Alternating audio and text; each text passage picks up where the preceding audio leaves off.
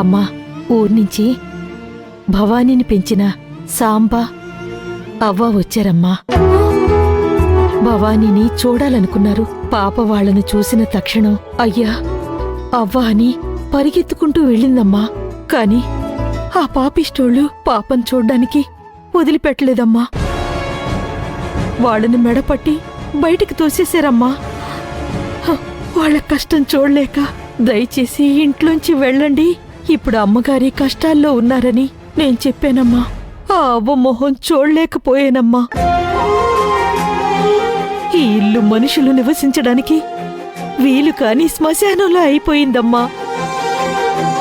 వీళ్ళెంత రాక్షసులంటే ఆ దేవి మూకాంబికను కూడా ఇంటి లోపలికి రానివ్వకుండా దిగ్బంధనం చేసేశారు కదమ్మా. నాకెక్కడో ఒక చోట నమ్మకం ఉంది, వీళ్లకంతం త్వరలోనే వస్తుందని. కానీ వీళ్ళను చూస్తుంటే భయమేస్తుంది. మనం ఈ ఇంట్లో ఉండొద్దు, ఎక్కడికైనా దూరంగా వెళ్ళిపోదాం.